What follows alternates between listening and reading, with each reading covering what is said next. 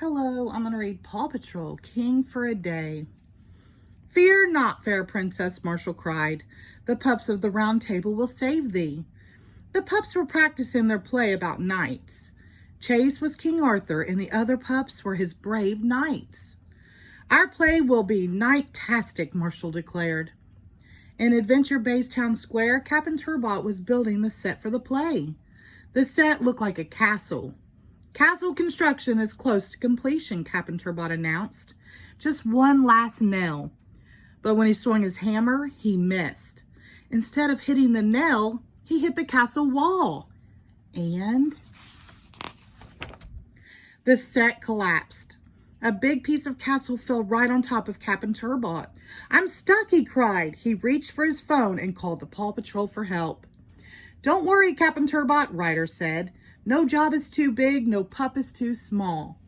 The Paw Patrol raced to the town square. How are you, Captain Turbot? Marshall asked. Super, but stuck, he said. And my arm smarts a smidge. We'll have you out in no time, Ryder promised. Rubble, use your claw hook to lift the wall. On the double, Rubble said. Rubble backed his truck up to the wall and lifted it away from Captain Turbot. But there was still another piece of scenery trapping him. Chase used the winch on his vehicle to pull the doorway off of Captain Turbot. He was free. Thanks, Paw Patrol, Captain Turbot said as he stood and brushed himself off. Okay, Captain Turbot, Marshall said. I need to do a medical exam. X-ray machine. The machine popped out of Marshall's backpack. He used it to scan Captain Turbot's bones. Marshall said. Looks like it's only spraying. I'll wrap it up.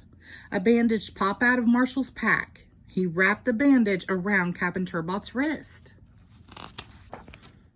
Captain Turbot needed to rest his arm, so it was up to the Paw Patrol to finish building the castle for the play. Okay, my pups of the round table, Chase commanded through his megaphone, moveth. Sky used her helicopter and a towing cable to fly the wall to the set. She placed it in the middle of the stage. Rocky popped a tool arm out of his pack. Zzz. He used the power screwdriver to spin screws through a hinge and into the wooden door. He tested the door to make sure it could easily open and close. The castle door is ready, he announced. Marshall held a paintbrush in his mouth and dipped it into a can of purple paint. He carefully spread the paint on the wall. Ryder worked on the other side of the doorway. Together they finished painting the castle in a flash. Soon the castle was ready. The pups felt so proud. They all howled and barked except Chase. He didn't bark. He coughed. Marshall took his temperature. Uh-oh, you've got a fever. You need lots of rest and liquids.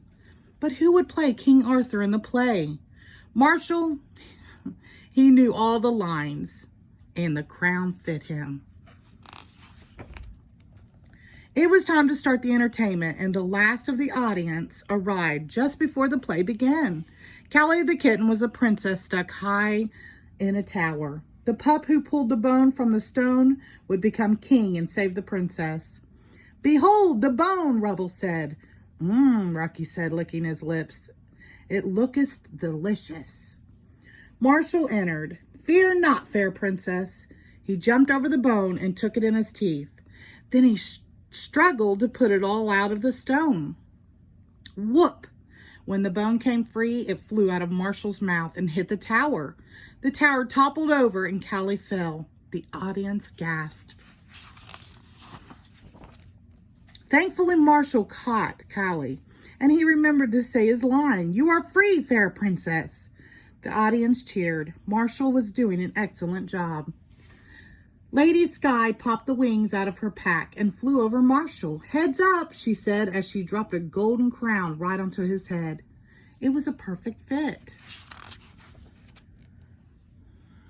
All hail King Arthur, the pups cried, kneeling in front of Marshall. The curtain closed. When it opened again, the pups took a bow. The audience cheered again. Great job, all of you, Ryder said. You're such good pups. The king had saved the day, and Marshall had saved the play. The end. Thank you.